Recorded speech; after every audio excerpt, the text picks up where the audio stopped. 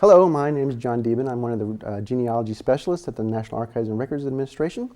And in this lecture, we're going to talk about how to research military service. I'm focusing specifically in this lecture on volunteer service in the U.S. military.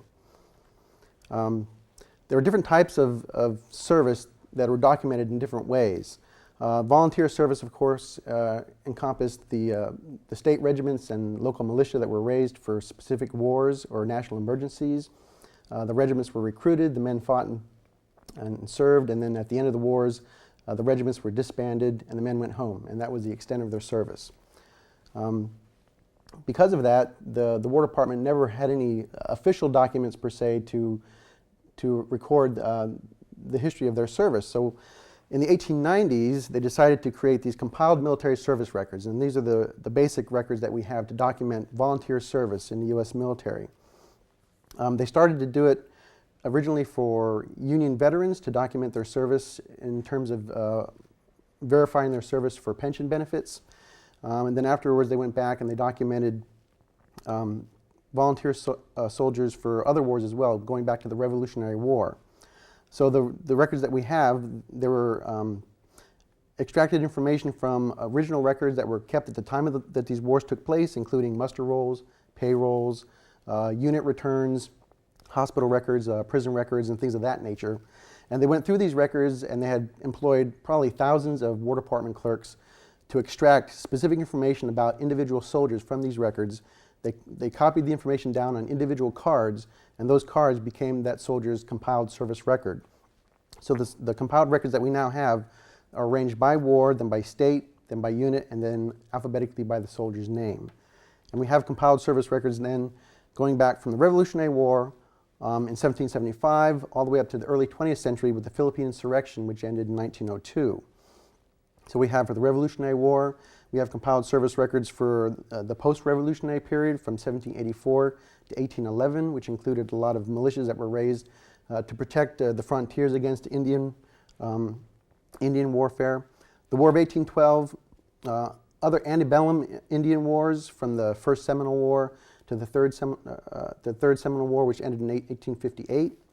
The Mexican War, the Civil War, Spanish-American War, and the Philippine insurrection. All of those records, the compiled service records, are available in textual form with a few exceptions. For the Revolutionary War, for the post-revolutionary period, and for selected records from the Civil War are available on microfilm. For the Civil War specifically, what we have available on film for compiled service records are the Confederate records. And on the Union side, we have selected records for the border states, western states and territories, and southern states that supplied Union regiments during the war itself. But your major northern states, Pennsylvania, New York, Michigan, Minnesota, and so on, those records are still only available in textual form. So what basic information can you find in a compiled service record for a volunteer soldier? It will give his full name, his dates of enlistment or when he was mustered into service, and also his dates of discharge or when he was mustered out. Sometimes it'll give you his period of service, if he enlisted for a 3-year term or a 2-year or 9-month term, and so forth. You usually give his residence, not necessarily the place where he was born, but where he was residing at the time that he enlisted. Some personal information. Sometimes you'll get a description, height, weight, eye and hair color, and so forth. And then they'll also have notations regarding specific activities or events of notice that took place during his service. If he was assigned to special duty for something, if he was captured and served time in a prisoner of war camp, or if he was in a hospital wounded and things of that nature. That'll be noted on the service record cards as well. So we'll take a look at a specific example of a service record, looking at William Graham, who served in the 1st Massachusetts Regiment during the Revolutionary War.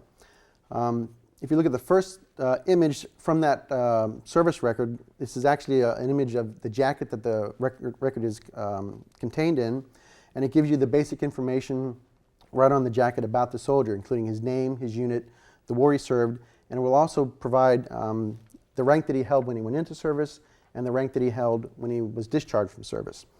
There are also a series of card numbers that are arranged on the front of the jacket. Generally what these numbers refer to, each number is stamped onto the back of one of the cards that are inside the jacket. So basically this was a basic record-keeping technique that was used by the War Department to make sure that the right cards were filed with the right jacket. So they don't lead necessarily to any other specific records. However, if you look at the bottom of the jacket where it says bookmark, if you see information recorded there, numbers or any other notations, those could lead you to other textual records that we might have in our holdings. So it would definitely be worthwhile to take a look at that. If we look at some of the cards inside the jacket, you'll find other more specific information about the soldier. The first card in this slide shows more specific information about the company that he served in. In this case, it shows the name of his company commander, Captain Abraham Hunt, and it also shows his regimental commander, Colonel Joseph Voge. So that's more specific information that we didn't have from the front of the jacket. Sometimes you also notice variations in the spelling of the last names. Here you'll see his last name spelled Grayham, as well as the traditional Graham, Grham. You have to remember that when these original records were recorded, at the time, all the information was transmitted verbally. So there are going to be spelling variations, so you just need to be aware of that. The cards also show his date of enlistment, January 26, 1776. And you also notice between two of the cards, there's a change in rank. In January of 1778, he's still holding the rank of corporal, which he went into the service with. But in May of 1779, he's a private. We don't know why. The records don't indicate on the card, but something happened at some point in time that he was broken in rank from corporal to private. But as we saw on the jacket, on the outside of the jacket, he ended his service as a corporal. So whatever happened, he must have redeemed himself, and he regained his original rank. But of course, the records don't specifically indicate what might have happened. So just to summarize then, the basic information that you can find in the compiled service record, we have the soldier's name, William Graham. We learned that he served in Captain Abraham Hunt's company of Colonel Joseph Voge's 1st Massachusetts Regiment. It was also known sometimes, it's also recorded in the compiled service record as the 1st Massachusetts Battalion of Forces. He enlisted January 26, 1776 for 3 years, holding the rank of corporal, then demoted to private, but ending his service as a corporal again. And it also shows that the various pay rates that he received during his time of service. For example, when he was serving as a corporal in January 1778, he was being paid $7 1/3 per month for that service. When he was serving those few months as a private, he received $6 2/3 per month for that service. Where you can generally find the records, of course all the textual records are available here at the National Archives building.